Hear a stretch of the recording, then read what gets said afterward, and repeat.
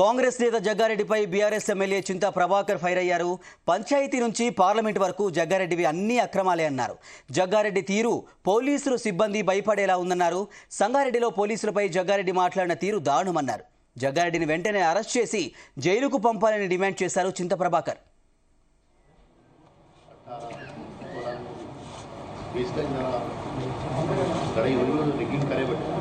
ఇవాళ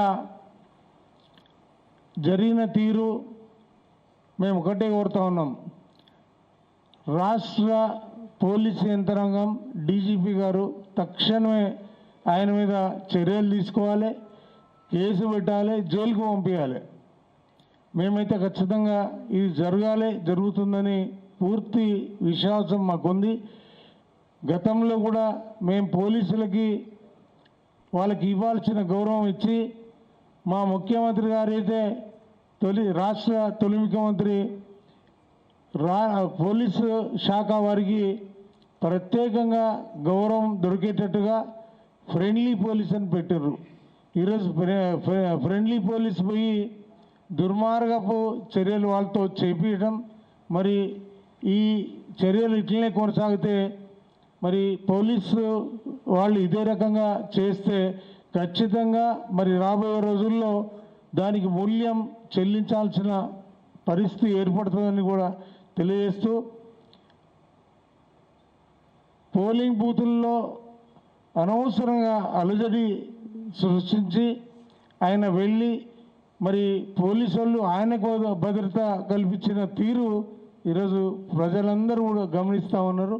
దీనికి ఎట్టి పరిస్థితుల్లో మరి అధికారులు, కలెక్టర్ గారు, మరి ఎస్పీ గారు కానీ వీళ్ళందరూ కూడా ఈ తీరును మరి గమనించి తక్షణం చర్య తీసుకొని ప్రజలందరికీ ఒక విశ్వాసం కలిగేటట్టుగా వాళ్ళ తీరు ఉండాలని చెప్పి మేము హృదయపూర్వకంగా మరి కోరుతా ఉన్నాం. అది జరగకపోతే మాత్రం మరి కౌంటింగ్ కూడా సజావుగా జరగదనే నమ్మకాన్ని మేము పోగొట్టుకోవాల్సిన అవసరం ఉంటుంది. అది వాళ్ళ విఘ్నత అని తెలియజేస్తూ, మరి ఇప్పటికైనా అందరూ అధికారులు యంత్రాంగం మరి అలర్ట్గా ఉండాలని మేము వారిని హెచ్చరిస్తూ ఉన్నాం, కోరుతా ఉన్నాం.